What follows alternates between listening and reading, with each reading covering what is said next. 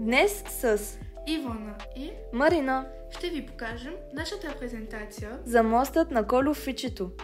В България има много архитектурни чудеса, но едно от тях е истински паметник на българския дух и майсторство – мостът на Кольо Фичето в град Бяла. Построен в далечната 1867 година, този мост не е просто съоръжение за преминаване над река Янтра, той е символ на талант, упоритост и вечност.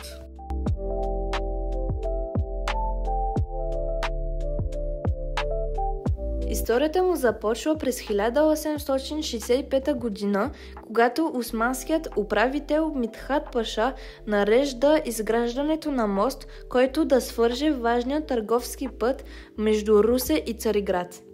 Тогава на сцената се появява Никола Фичев, известен като Кольо Фичето, самоук, майстор, чието име завинаги ще остане вписано в златните страници на българската архитектура.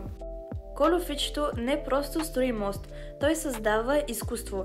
С дължина 276 метра и ширина 9 метра, съоръжението се състои от 14 свода, всеки от отвор от 12 метра. Използвани са огромни варовикове блокове, които са прецизно оформени и снадени с хорусан, смесен с казенар вар, тайни съставки, които придават изключителна здравина.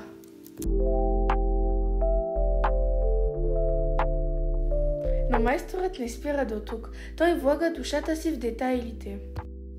Гравира върху камъка лъв, символ на българската сила, грифон, знак за мъдрост и смелост, нимфа, въплъщение на красотата и лебед, символ на чистота.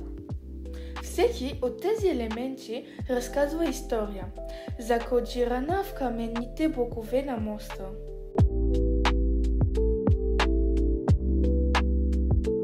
През 1897 година силно наводнение отнася 8 от сводовете на моста. Бурните води на Янтра разрушават тежките каменни блокове и заличават част от труда на майстор Кольо Фичето. В продължение на години мостът остава частично разрушен, докато през 1922 до 1923 година не е възстановен с стаманобетон.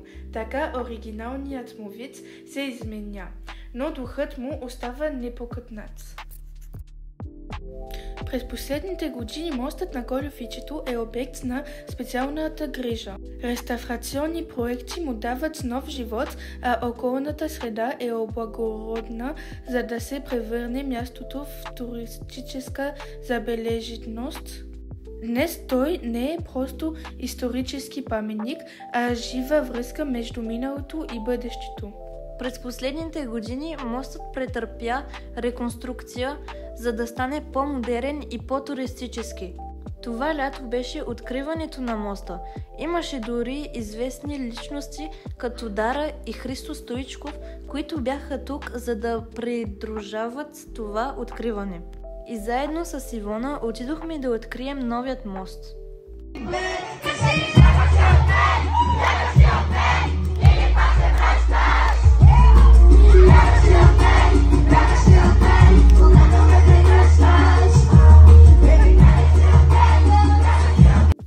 Хиляда хора всяка година идват тук. Някои за да се възхищат на архитектурното майсторство, други за да се усечат величието историята, а трети просто да се насладят на красотата на природата и реката Янтра.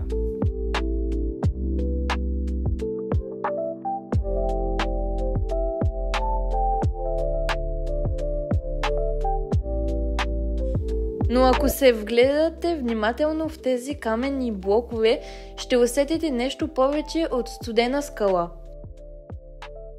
Ще усетите енергията на онзи майстор, който без чертежи, но с неописваем талант и всеотдайност е изградил нещо, което остава вечно.